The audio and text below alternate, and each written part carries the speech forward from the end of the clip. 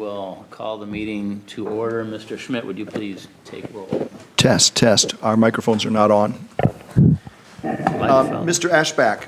Present. Mr. Dahlbeck. Present. Mr. Eigner. Present. Mr. Ship. Here. Mr. Steeler. Present. All are present. The microphones are on. Thank you, Mr. Undum. Okay, do we have any changes to the minutes from the last meeting? Mr. Chair, I'd like to point out a couple of spelling corrections. Sure. One would be on line 19 for Xcel Energy, line 29 for East, line 30 for Other, and 95 for Ashback.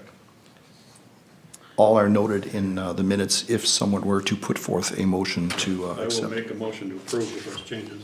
We have a motion to approve. Do we have a second? I'll second. A second from Councilman Eigner. All in favor? Aye. Aye. Aye. And minutes are approved. Number 3 on the agenda is Bolton and Mink, and Silas Parmar is here this evening, so go ahead. Well, thanks for the time again. So at the last meeting, Jared Wingo, another member of our aviation staff, was here and, excuse me, brought to light some information from Xcel Energy that I had heard back from them in regards to the red obstruction lights that were proposed on the 31 end. The conversation and the email follow-up that's included in your packet from Xcel was that, yes, the city could put the lights up, but there'd be a number of requirements that Xcel would have. Of note, what Xcel would want from the city of Forest Lake is an agreement between the two parties for the city to install the obstruction lights onto Xcel's power poles. Xcel strongly recommends the lights be of the solar variety and not of the hardwired, just for maintenance purposes, moving forward in the future. But the one thing that kind of really tipped the scales was that Xcel wanted an indemnity clause, so that if anything that they were doing on the lines for maintenance, or if anything occurred that damaged the obstruction lights, that they wouldn't be liable for it. And then there were some other, less substantial, requirements that they had about wanting to review the proposed lights that would put up anytime any maintenance or anything is going to be done on there. Xcel needs to be notified, and then if there was anything with whomever the contractor was proposed, run that through Xcel. So having another conversation with, Mr. Undum at that time, taking into account that, MnDOT is not requiring the city to install these obstruction lights at these moments, since those 3 power poles are not penetrations, and considering the, constraints that Xcel has put upon, the city for even moving forward with the project, it was decided at that time just to table the project for, 2019, keep it on the CIP in subsequent years, but it wasn't going to be as simple as just hiring a contractor and installing those obstruction lights, just because of the nature of high-powered utilities that are owned by Xcel. So if anyone's got questions about, the process or what we were hearing from Xcel, I'd be more than happy to discuss my conversations with Xcel. I don't have anything. No, it's kind of surprising, though. I can't believe I would think it's standardized paperwork, standardized stuff they've dealt with before with other airports. I can't believe this is, it sounds very like they've made it to be a unique situation. They want unique language to cover. It just seems odd to me. But Yeah, I agree. You'd think there's a number of power poles adjacent to airports, but Right. the gentleman I was speaking with, Mr. Hans Wenthe, said, it's not something they deal with regularly, so that was kind of what he had heard from the engineering and planning side.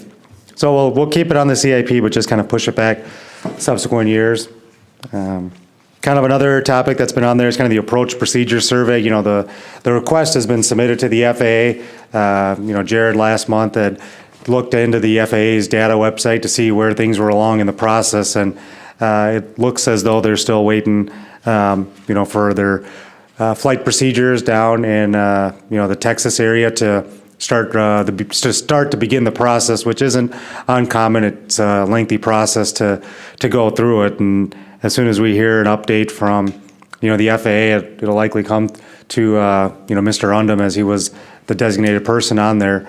We can facilitate anything that may occur. There might be some survey information that They're looking forward to develop the procedure, but we'll wait to hear from Flight Procedures and the FAA where things stand with that. Kind of on the east building area, this is kind of a carryover from the last couple meetings. You can kind of see the layouts that are associated in the packet, kind of showing the different lot options that you'd have there. You know, in particular, you know, the furthest south and east lot, either construct a large T-hangar type facility or, you know, individual lots there as well. So it kind of gives you some options there if, you know, the city did elect to kind of expand, you know, building configurations to that direction. So I'm not sure if there's been any progress or any more movement about, you know, if exploring these projects even further is something that the commission here would like for, you know, 2019. You weren't here last week, but I know we had already had at least 6 names on the waiting list. Has that changed, Dan? Do we have any more names, or? They're up to 8 at this point, and, you know, from the city's perspective, we're still looking at the financial feasibility, you know, the payback, you know, kind of crunching numbers at this point, you know. Right, but my understanding is the dollars would come from those individuals when they sign the lease that we, right? So I'm not sure, I'm not understanding the cost to the city. I mean, we gotta go through, I mean, we're at a 20,000 foot estimate at this point, you know, and, you know, like we kind of talked before, that 90,000 could easily go, you know, I still have a conversation with Rice Creek, I'm still waiting to hear back from all of where they are with their permitting requirements, so it's kind of, those conversations are happening, and Okay.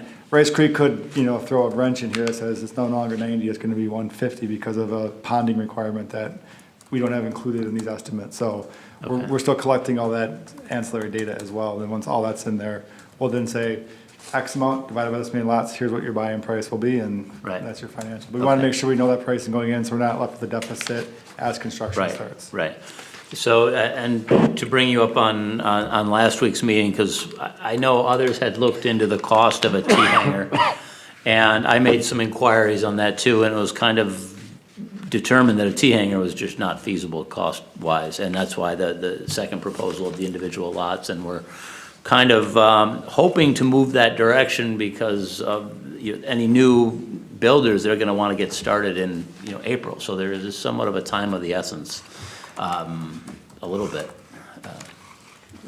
Dan, on that list, is that strictly for individual hangars, or are there people signing up that are interested in the possibility of a T-hanger? At this point, as far as I understand, it's all just individual hangar owners. The original project, which kind of spurred these conversations, I have not heard back that, you know, past those initial conversations I had with them 2-3 months ago. So the 8, as I understand it, are all individuals who are looking to put a hangar out there. And I don't know if anybody has contacted any of the other airports. I intended to talk to, I know some folks down at Lake Elmo, and I have just not gotten around to it. And I will be at an RV meeting on the 15th of the month in December, and I'll mention it down there, and word gets out pretty fast usually if there's an interest. So I would think we'd have 11 names by the next meeting, but. Is the discussion still just to install another row of north-facing, you know, lease lots, or actually looking at constructing, you know, the taxi lane network to Yeah, facilitate south-facing? I think that the taxiway, just like you have shown here, right? Yep. Yeah, I think that's what we've been discussing and looking at, and I think again, we're 20,000 feet with the dollars right now on the costs, but that's the thought as of last meeting. Because that kind of ties in with kind of the CIP, that's kind of the last item here, is that, you know, the updates are due in February. February 1st is when MnDOT, you know, is supposed to take a snapshot of your CIP, so it's kind of included on there, and one of the projects that's on there is the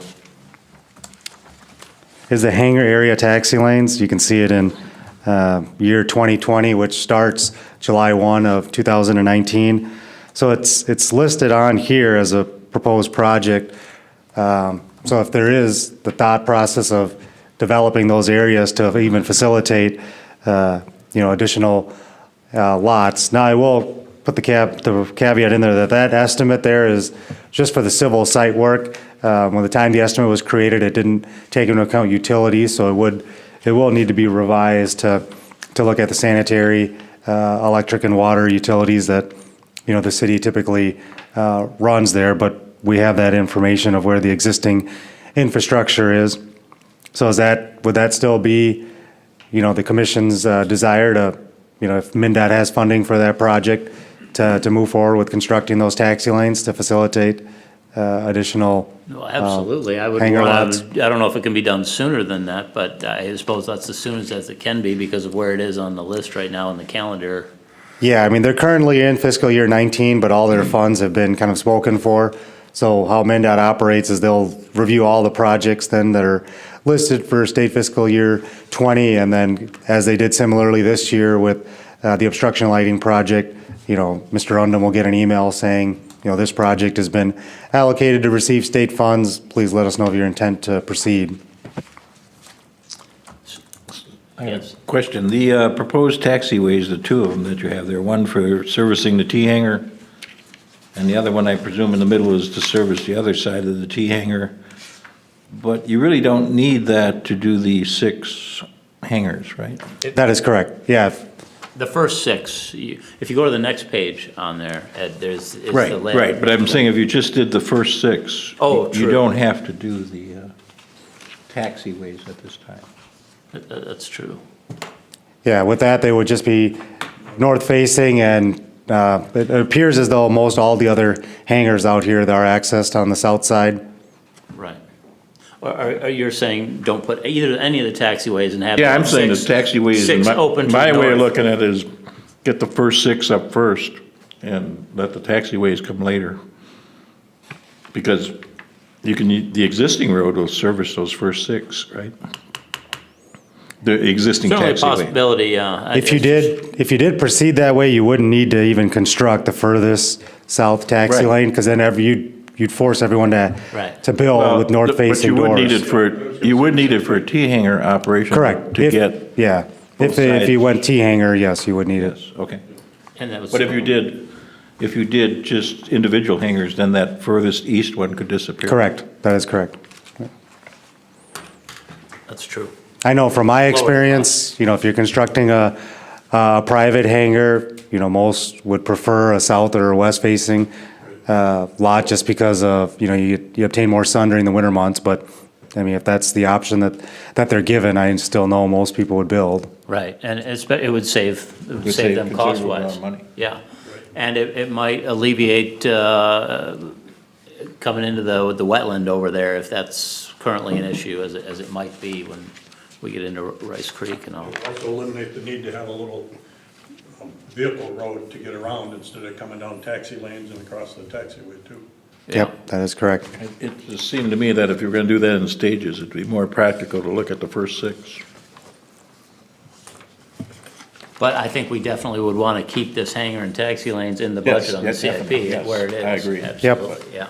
Because so with that, we got, another, until, end of January to make edits to the CIP that you have here. So whether or not you guys want to review it now, or if you want to email any comments that you have over to Mr. Undrum, and he can facilitate them, and I can bring an updated version to January's meeting to start discussion.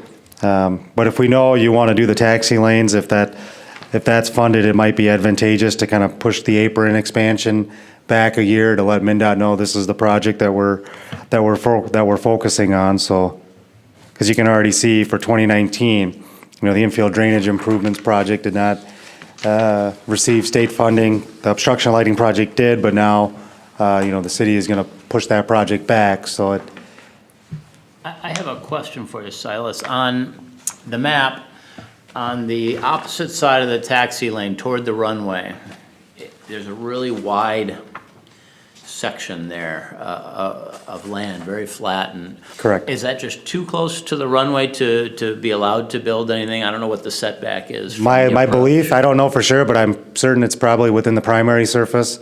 So with there, you have 250 feet of either side of center line where you cannot 250, construct, is that yeah, right? you cannot construct anything Okay. within that for operational safety of aircraft. So that would be, my belief is that you're within there. So, yeah, it'd be ideal, but for safety reasons, I you was just couldn't. curious, yeah, it's a large, flat area land, and, Yep. it seemed like it was out of the way enough, but yeah, if 250 feet's the rule, that's the rule, so. Silas, at the last meeting, we talked about reserving time in January to finalize the CIP as well. Okay, yeah, We should, like you say, everybody should get their comments to Dan and, If I could just add one thing to that too, I asked Silas at the end of this to put in the pavement management plan that was discussed back in August, because that's not memorialized in the CIP that's here. And I think it's critical to get that pavement management plan into the CIP, so we look forward. Yes. We're not putting a project forward that's not inclusive of that pavement management, so. I agree. I would say my recommendation would make that priority one, and then whatever else we can tack in around that, just to ensure that we're performing the maintenance on the hardtop runway that's I needed. agree. Pavement maintenance, you said? Yep. And MnDOT Aeronautics wants us to have those types of things in there too, so. that is correct. So pavement maintenance is a top priority item for that list. Yeah, included in your packet at the back end is the pavement management program that was developed for, the runway taxiway that were newly constructed. So you can see kind of the first project would be, 2020, looking at a crack repair and a seal coat. Right. Okay. So do we need to make sure that, knowing that the taxi lanes and taxiways were installed 8 years earlier, do we need to have that in for pavement rehabilitation before the runway?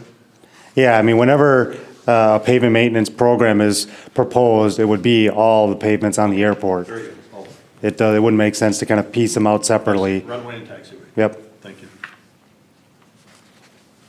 So are we saying that in the January meeting, we're gonna talk about other CIP items, or we're gonna propose other?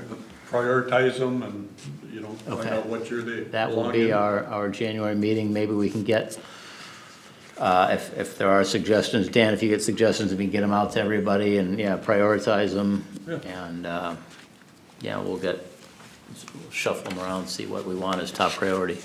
I'm good with that. We'll plan on that for January's meeting. What day in January is that? Anybody know what the first Wednesday in January is? Probably the second? So I think, The second is the first Wednesday in January. yeah, January 2nd, okay. Okay, Yeah, well, if there's any other questions, or if not, if you got questions about the CIP, contact me or send your comments over to Dan, and I'll bring an updated version at next month's meeting to review. one of the things that I will probably suggest to put on the CIP to think about is at the north end of the runway, down where Hangar Echo is. Correct. And future, like, let's say we get these 11 lots spoken for, and then the next area to potentially build more hangars would be down in that area. And the land is a little more, it needs a little more work down there. I don't even know what's feasible. I don't know, but that's something that, I don't know if there's anything you would look at ahead of time for So that. or- there's the airport layout plan that would identify where the future building areas are. I'm not sure if you've seen a copy of I that, haven't seen a Mr. copy for, Staler. at that end of, at the airport, no. Well, I can email you a copy directly, or if That'd be Mr. Undum wants to email a copy out to all the commissioners, just so you can kind of see where future development is for the airport. Yeah, I think that'd be helpful, especially putting together the CIP Yeah, priority list, so. because in order to develop anything on the airport, it's got to be identified on your airport layout plan. So, Okay. a lot of the thoughts that you have, they may already be addressed on there, or it might be something that you could explore, in the future. So those are all good things to just kind of turn back to the ALP for. Yep. Okay, anybody else have anything else? Nope. Thank you. We kind of talked about number 4, which was the update of the CIP in January. Anybody want to talk about any other items on that list right now? No, we'll move on. Before we talk about aeronautical use, which I was going to add, does anybody know if the PAPIs are working? I flew in the other day and I clicked my mic and they didn't come on. I didn't think they were. Mr. Chair, I contacted MnDOT Aeronautics, and they were gonna come out and look at them again. They're Okay, not well, operational. somebody's, And I did check them tonight, and they're not operational. okay. Do we want to talk about the aeronautical use guidelines? Dan, I don't know if you had a handout. I know Rick had sent something out of his. Yeah, I'll pass them down. Pass them down to you.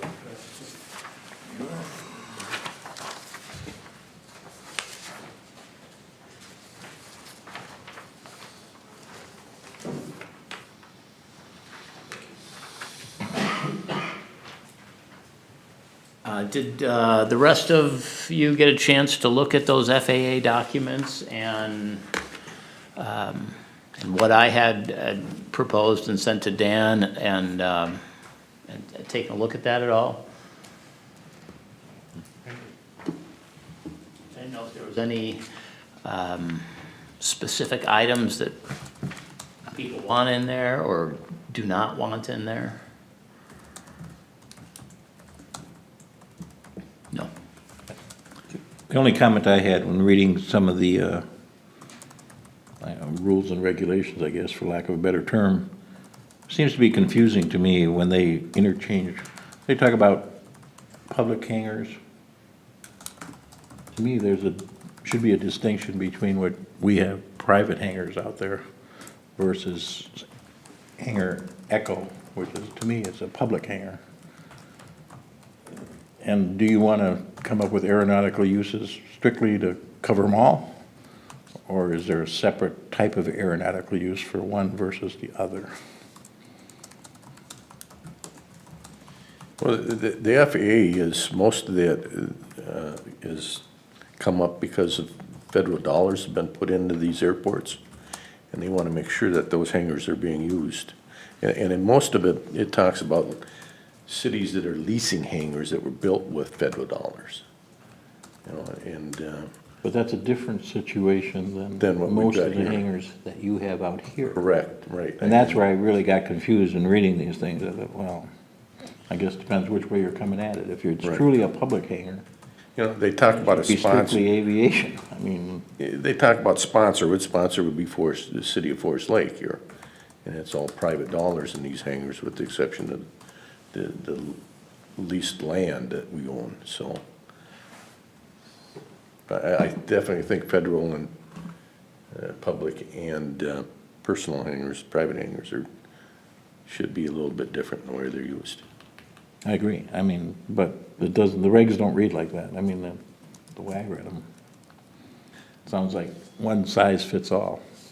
Mr. Chair? On the information that we received is all pretty much on the federally funded airports, not the state-funded ones.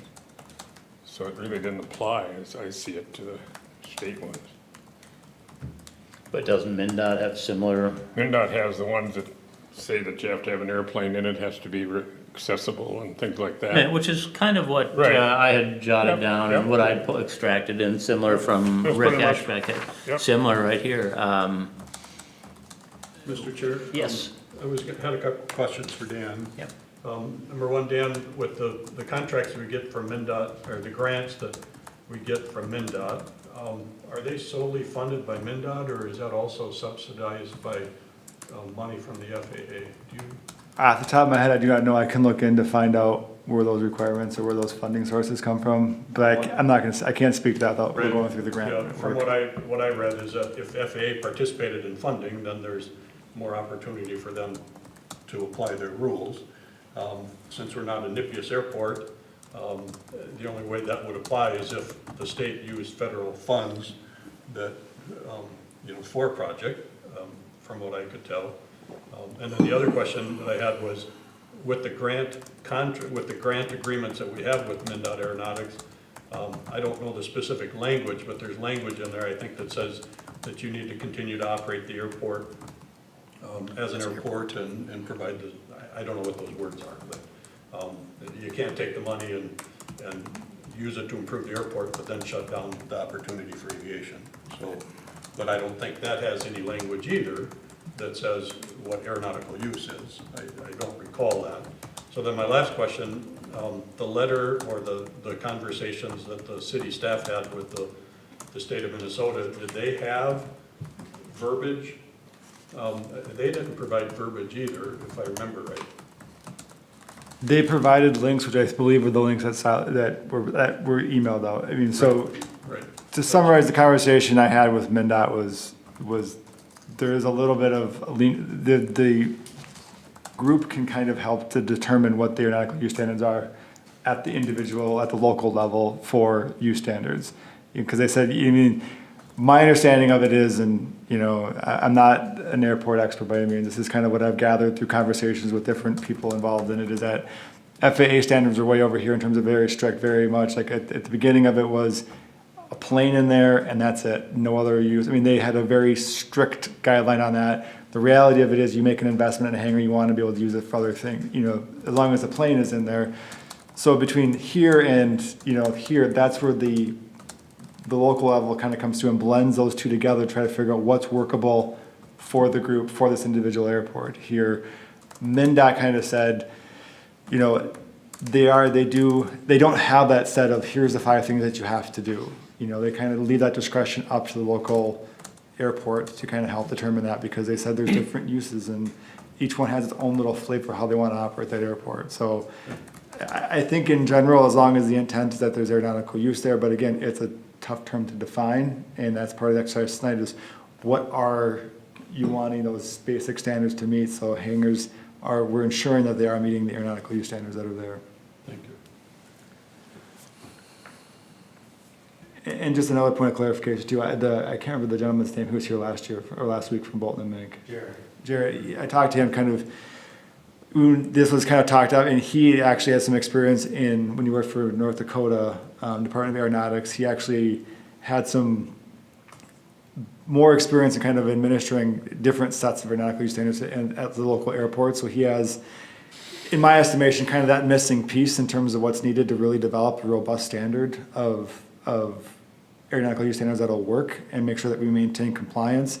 I did speak with him after the meeting, last airport commission meeting. I just said, are you willing to assist, or can you assist with the development of this, just to make sure that we develop a workable set of rules? Because he has that experience of rules are in place, what are the downfalls, what are the good things that happen there, what are the down things in there. So he is willing to help participate in that. I think I can speak for him on that side of it, because he does have that, you know, kind of that real world, once these are developed, what's it like to actually live with these standards that are in place. So he fits that kind of, that, you know, once they're adopted, you know, he can kind of show, maybe don't put that one in or massage it to go over to this way, because, you know, the attorneys that I've spoken with are, you know, have their viewpoint, but then there's the reality of how that actually works. So I think this is a multifaceted approach. You know, I think there's a bunch of people that need to get in there to make sure that we're establishing this. I think this is kind of a, you know, when you open these boxes up to do these conversations, you want to make sure that you go through and vet everything properly, because at the end of the day, these are the standards that the airport does operate under. So are we at that point where we take the information that came from the commission and have Jared? I think so. I mean, I look at what you forwarded today, which is very similar to what I had sent. And just to read it out here, aeronautical use, storing active aircraft. Other aviation-related use as defined and approved by the Airport Commission, maintenance, repair, refurbishment, and building of aircraft, storing and use of equipment, benches, tools, materials used in conjunction with the primary aeronautical purpose of the hangar, storing and use of equipment and machinery for maintaining the hangar and grounds. Regarding other allowed uses, providing the primary aeronautical use is met, non-aeronautical use that does not impede the movement of aircraft in and out of the hangar, as well as taxi lanes and taxiways, non-aeronautical storage that does not impede access to other aeronautical contents or movement of the aircraft. And that's very much along the lines of what I saw in the FAA documents. As long as an aircraft is not impeded from entering and exiting the hangar, they're okay with other things, and which would make sense for privately owned hangars too. You spend the amount of money to build a hangar, you want to store that extra car in there in the winter or boat Including or the- whatever, as long as that plane can go in and out and it's not impeded. So I look at this summary that Rick puts together here and I would, move forward with that or put that forward to, is it Jared to look at or? And I think, part of this conversation here is that if you look at those FAA regulations, those links that were sent out, I mean, they kind of run the gamut, and you Oh, yeah. want to make sure that if we're going to have a starting point for discussion, that it's representative of where the commission wants to start that conversation, and we're not just kind of taking regulations that A, are probably not enforceable, but B, have no bearing on what current airport operations are here. So if this list is agreeable as a starting point, we could kind of take this back and, run it through kind of the gauntlet of what's the implication of these look like, is there any downfalls to this, and then bring that back for the next level of discussion, and, because this will have to go through, the review, from, Jared's review, from the attorney's review to make sure that it's in compliance. Ultimately, I'd also want to run it by MinDOT just to make sure, here's what we're Right. looking at, are we out of line with any of this, just to make sure that they're in the room or they've had a conversation about this, so these rules aren't, we're not putting rules in that are gonna put us in violation with MinDOT at this point. Right, yeah, their input is extremely important when we get to that point. I had sent out a separate email earlier in the week just to think about along these same lines as someone signing a new lease. What do they need to put forward to the city to show that they're going to use this hangar for aeronautical use? I mean, what if they don't own an airplane? What if they don't have a pilot's license? Are any of these a concern to any other commission members? I would think it might be. Well, to me, I've always looked at it as you never enter a contract without compliance. So there needs to be some kind of understanding as that contract is executed that it's enforceable. Meaning in the past, I mean, it was very much tradition and for the most part, everybody had an airplane, so that it was well known that it was for that airplane or airplanes, and or somebody's building an airplane or refurbishing one, things like that. So, which is why I put in here, just they need to be able to document that they have proof of that aeronautical use, which could be a purchase agreement on an airplane or on parts for an airplane that they're going to build, or they already own an airplane, or if it's a maintenance shop that just some kind of demonstrated proof that the intent is there to go along with the construction of the hangar or the move-in of an existing hangar. It's a good, excuse me, I just hadn't thought about this, but we're not just talking about new hangars to be built, but if somebody's selling a hangar, you want Right. to make sure that it's a legitimate use going into it. Right, and transferring the hangar. Yeah. Transfer. Yes, Mr. The other thing I didn't see in the regs, and I would think you would want it, is there's no proof that even if you have an airplane, that it's being used for, because that airplane could be parked there for 10 years. There's no current, requirement for an active logbook to show that, yes, this person is flying. And, a medical card or something to say that they are a qualified pilot. There's nothing like that. 40% of the general aviation fleet last year flew less than 10 hours. That's including the number 0. So there's a lot of airplanes out there that That don't go don't anywhere. fly, right. But they're still in hangars, they're still legitimately in hangars. Putting a use requirement on somebody is a losing cause. But I mean, then it makes no sense when you want to sign a lease to require that that person be a pilot or have a plane, if you can just have someone else park theirs in your hangar. You can do that. Well, if it's an active aircraft, Yeah. whether it's owned or Or somebody's rent, or, renting. yeah, from it you, doesn't matter. Doesn't Put an matter. airplane in there. So when I was putting this together, I was thinking of the situation where, because do you store aircraft or do they have to be active aircraft? Because with just an aircraft, then, there's a lot of possibilities that could exist, So I left that one line that said store active aircraft for 2 reasons. One is, it was part of the FAA guidelines that an aircraft is active. And number two. But what determines active? Well, active, okay, good point. Maybe that needs to be clarified. The other thing I wanted to say, Ed, was was that if somebody is just storing aircraft and they're not active aircraft, there is the line in there that allows the airport commission to, approve that. So it doesn't deny the opportunity. So there was just some backstory as to mine, but that's a good point. What is, even the FAA says active aircraft, but the FAA didn't have any guidelines don't that define said it what either. active is. Is that annual, or is it flying, or both, I mean, to me, when you say active, I assume it's one that at least comes out several times a year to fly. Not necessarily. It's a difficult area. There's a lot of airports around the country, and this is not a new subject for an airport to struggle with. What you want to avoid is someone having a hangar and filling it with their landscaping business or Right. something. Right. That's I fully understand why, but I mean, we went through the Notter situation, and the man didn't have, at the time, wasn't a pilot, didn't have an aircraft, but was proposing that in the future he would get one. Why can't we just go and say that you have to be a pilot? You have to have a pilot's license.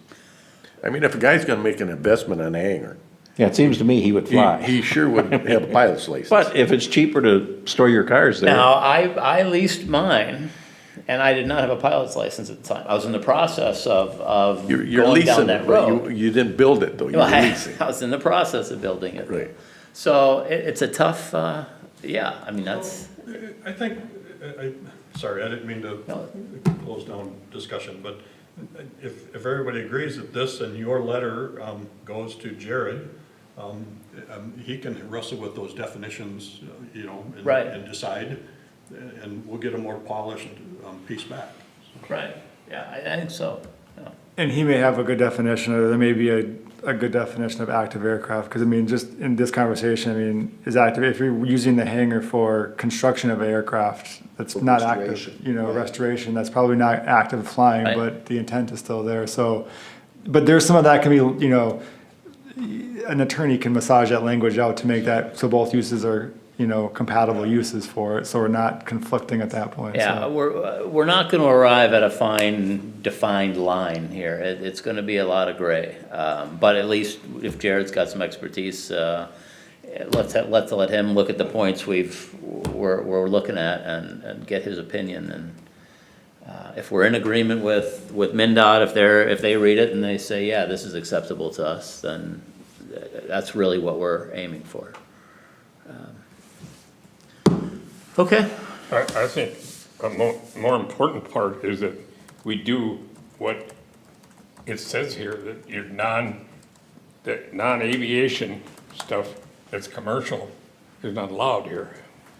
Right, and I think that was, But we have two that I know, so what are we doing about those? well, okay, first of all, a separate issue, that went to the city council, we passed that It last didn't go to time. the central, it didn't go Well- anywhere.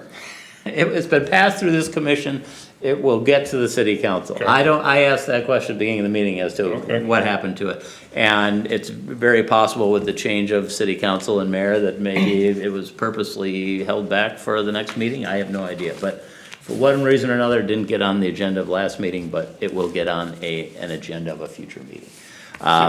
And beyond that, with respect to I know my definition that I had out here had some references to businesses, non-aeronautical businesses in there. Jared can take a look at that.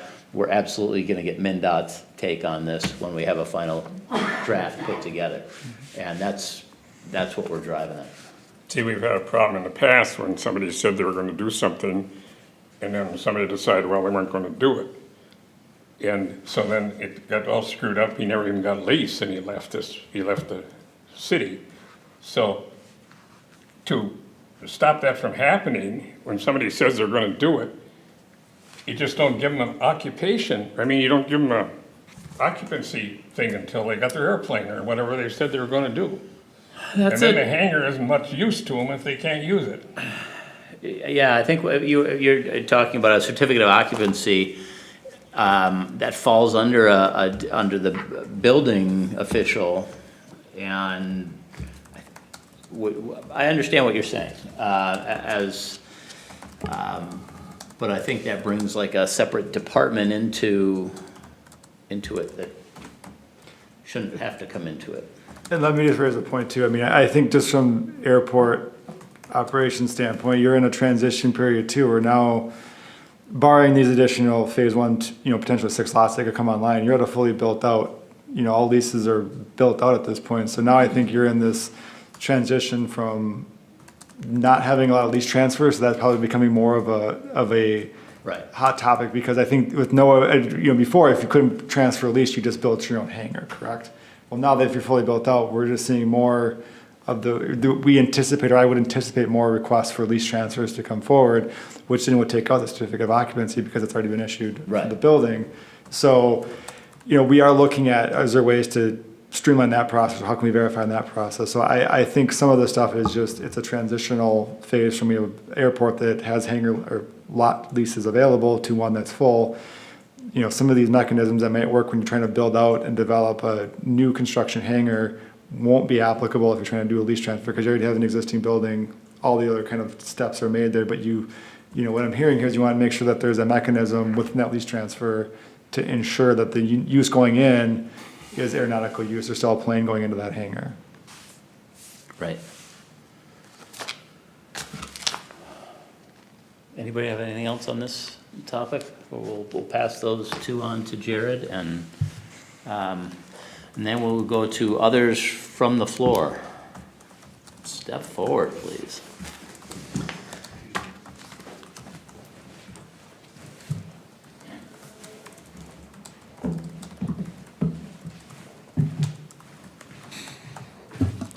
Hi, about your last topic, I would encourage you to go with very much like what Mr. Ashbach's email says and leave it rather general.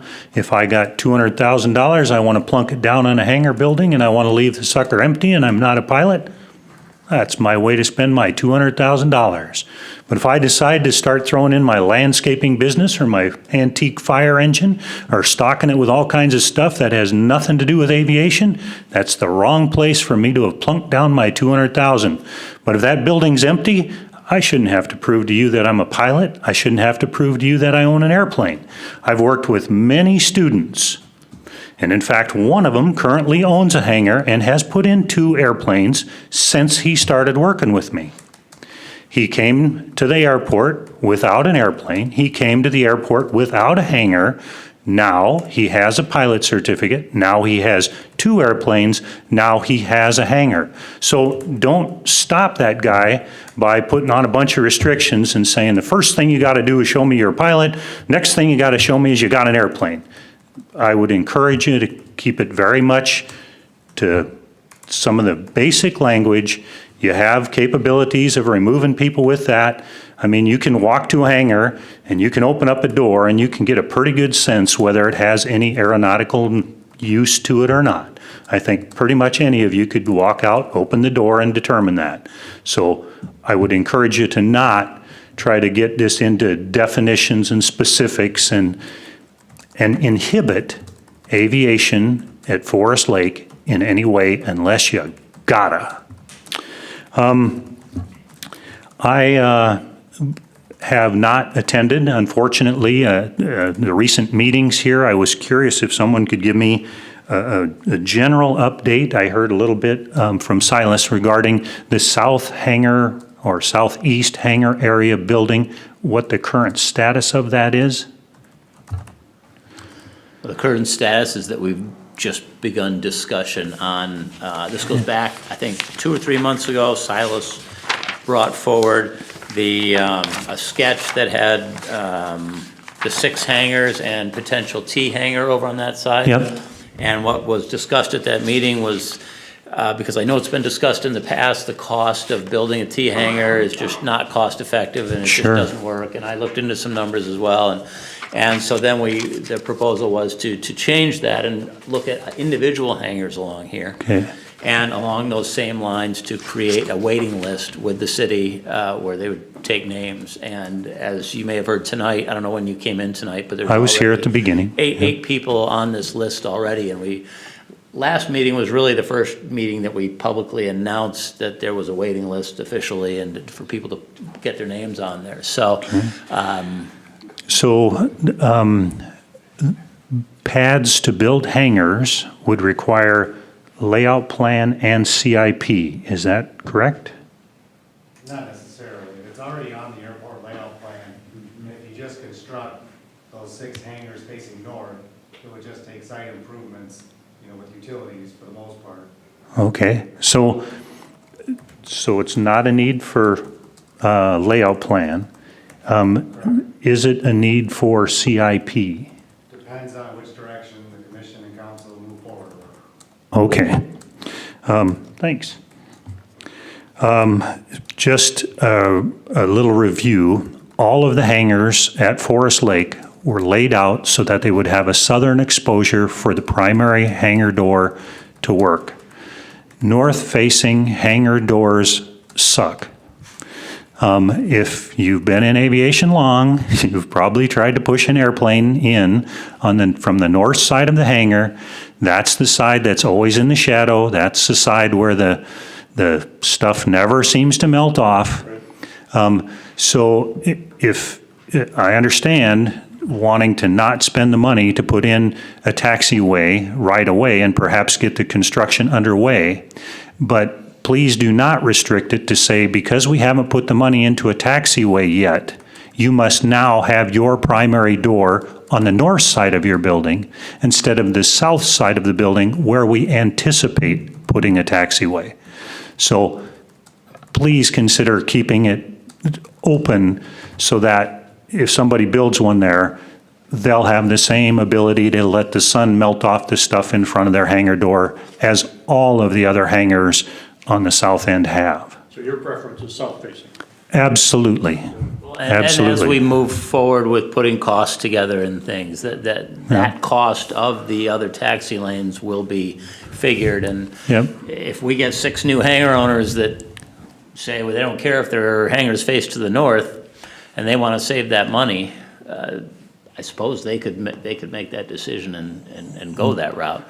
But I understand what you're saying, that the south is definitely preferred for facing. But I would, please don't make it a requirement or a limitation or something saying that if you build now, you got to build with a north-facing door. That's not a Okay. limitation, right? That's kind of what I was doing. Okay. Also, can you update me on where the security or street light for Hangar Echo stands? After Excel said it was a private underground electrical thing, we have not pursued it past that point.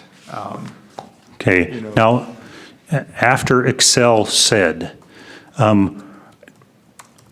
did they, I called again today trying to follow up. It seems to be quite a thing whether we say it is a security light or whether we say it is a street light.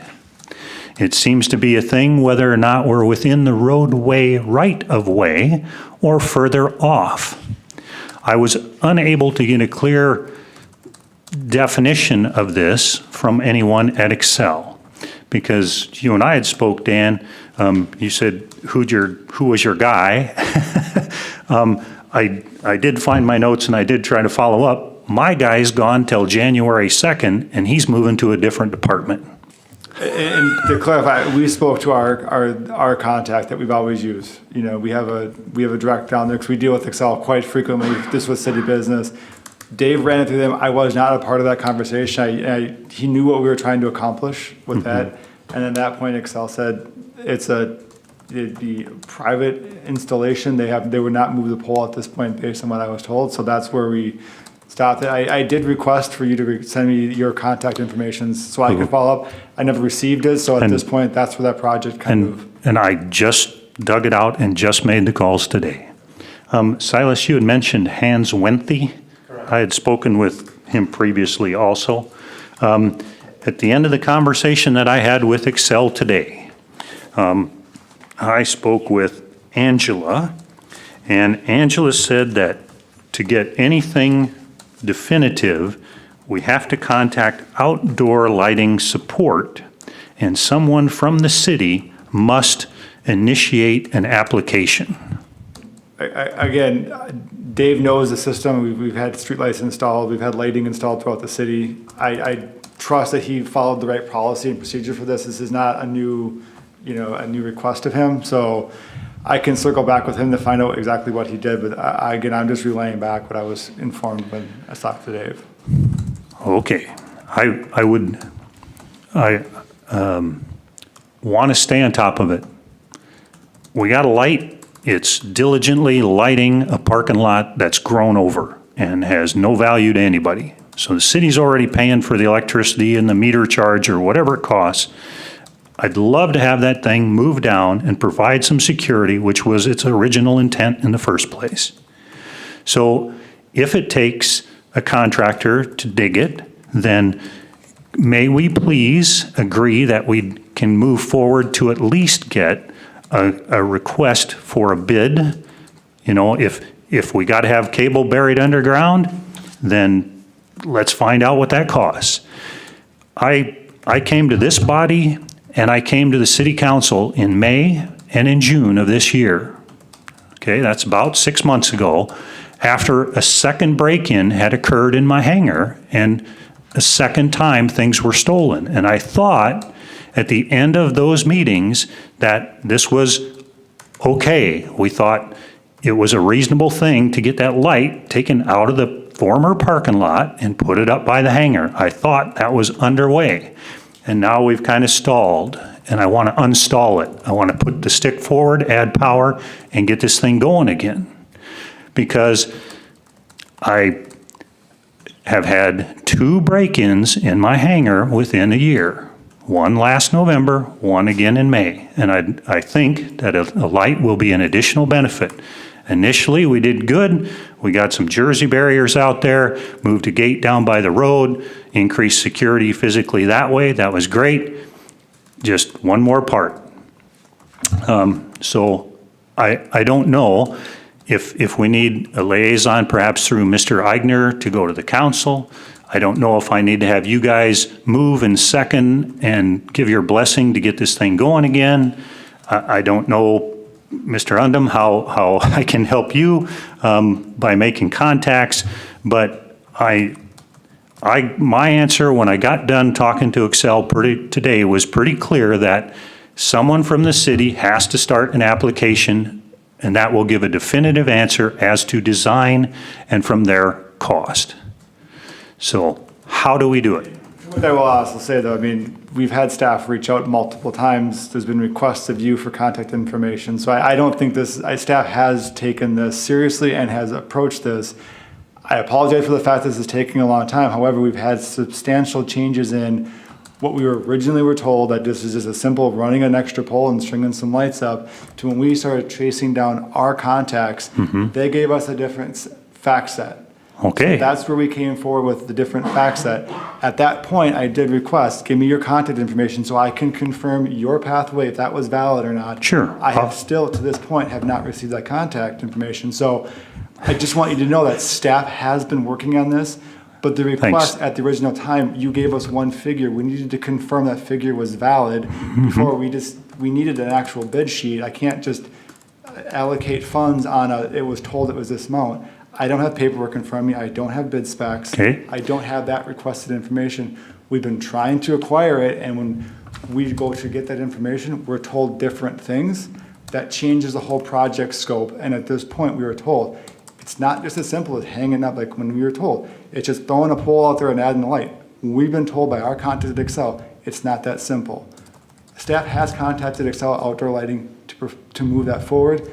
That's what we were told. That's what was brought back. So an application has been made. Actually, we've made contact with him. I mean, I'll confirm with Dave what channels he went down. I did not do this work, so I'm not going to speak to the actual process, what he actually filled out. I was told, and when Dave tells me, I called Excel, that's what they told me, I believe that's what he does. He follows through. So I will confirm back. I will circle back with him on this one. I just want you to be aware of the fact that this project scope has changed dramatically from what was originally brought forward in May. We're now dealing with a new fact set, and that requires a different set of analysis. What was brought forward in May was 2 different methods. One was bringing electricity to the building, which required burying a cable and was significantly more expensive, a $10,000, $12,000 sort of expense. The other was what I got from Damon Erickson, and his idea was 2 additional poles and was around $1,200. Okay, so I've never put up a power pole. I don't know what the costs are. I don't know what their requirements are. I stipulate to the fact, I have not provided you Mr. Erickson's name prior to this moment. I told, you and I spoke about a month ago, I asked where it was, and I have not provided that name to you. I stipulate to that fact. You're right, I didn't give you that.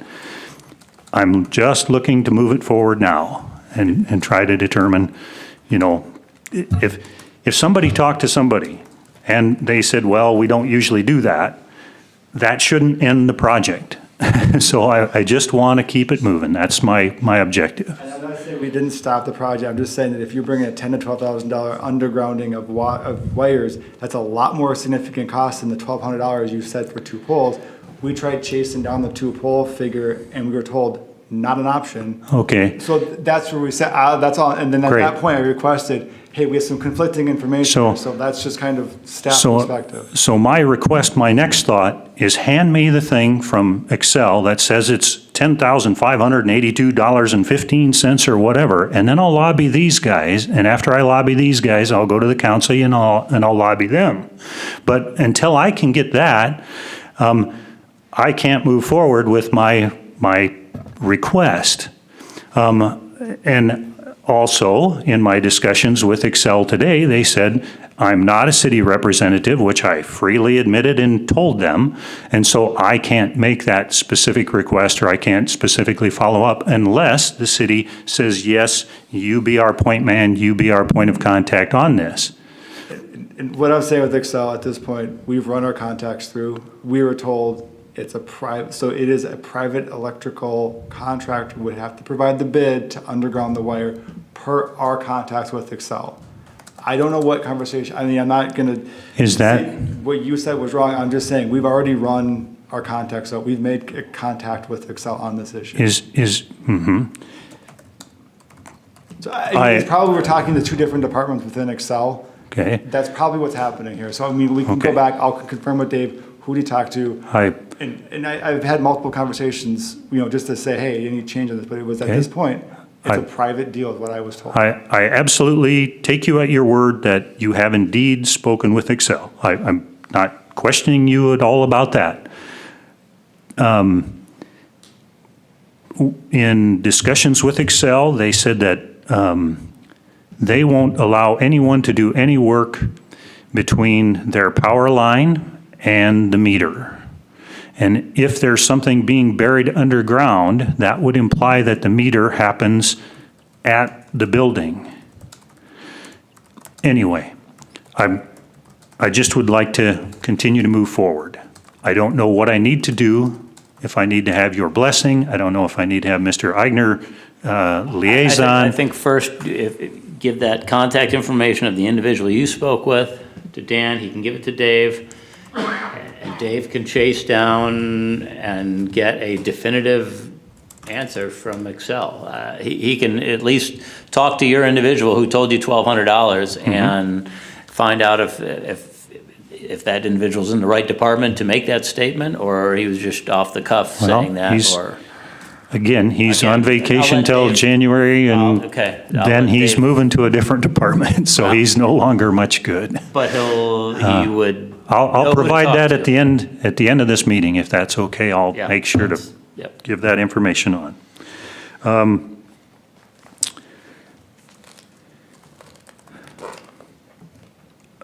Previous topic, you mentioned about Pappy's. My experience was similar to Mr. Ashbach's. I've seen them work occasionally. They are not, by any means, click them 3 times and they're working reliably at all. They're very much not that. Mr. Eigner, are you re-elected? Will you be continuing to be our liaison here on I will council? not. This is my last meeting as your liaison, and I probably have at most 2 council meetings left. From me personally, thanks for your participation, thanks for your efforts. Do you happen to know who will be taking this place? I do not. You need to contact the new mayor, Mara Bain, because she will be making the selections She'll as appoint to for that? the Okay. appointments. All right. I would think she would appoint Sam, seeing as he's on the Experienced? council and he's a pilot. I mean, Sure. seems natural to me, but I can't speak for her. Okay, let's see. So I guess kind of my final thing, I wonder if we could do 2 additional ongoing agenda items. Are there the 2 things that I spoke about? The security light, and then the waiting list at the south end. If that waiting list could be printed on the minutes or with the minutes, that way we could know if somebody's put their name on or taken it off or whatever, and we can have a current, active, ongoing list of who's waiting. I thought the suggestion was made that that list would be publicized, and maybe on the website or It was never or suggested to whatever. be publicized, it was suggested to add some Time timestamping. Timestamp, that's Which what it has was. been, Okay. you know, it has been, you know, and again, the intent of this list is not to say, I signed up on March Right. 1st, I'm guaranteed about the person for May 5th. This is just, again, it's a general interest gauge list. I would say, you know, staff is maintaining this list at this point, and, you know, we say there's 10 on there. Hey, I thought the original intent of the list is twofold. One, to prioritize if and when money is collected, who would be first?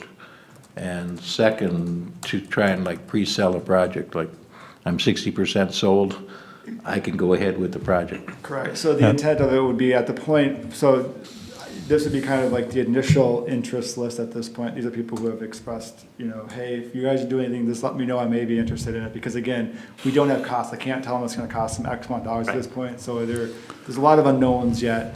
At the point when that development cost is known and we have the actual, you need to write a check for this amount of money to get into this project, that'll go out to that distribution list, and at that point, you know, depending upon interest, historically, when that happens, a lot of people will say, I don't want to get in at that price, and we'll kind of have to deal with that set of, you know, rules when we get to that point. I mean, you know, you've seen lists in the past that have had 20, 30 people on them, when all of a sudden the prices come out, a lot of people will, you know, not want to participate because it's too expensive for them, something changed in their own economic status, where they may not want to make that investment anymore, they may have gone to a different hobby. So at this point, it's literally just a list to see where markets are, because we were getting pinged before with interest, weren't keeping a formal list, and we're telling everybody who's on that list at this point, it's just expressing interest in us we can start to use to gauge whether or not to keep moving this project forward.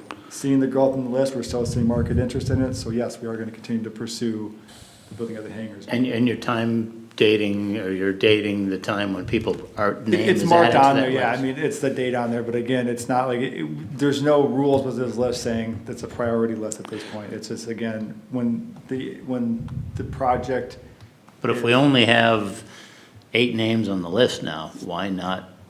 The problem I foresee is when we open up these lots, let's say we open up 6 lots, and there's, at that time, 15 names on the list, and 8 people all want to write checks, now you've got a problem.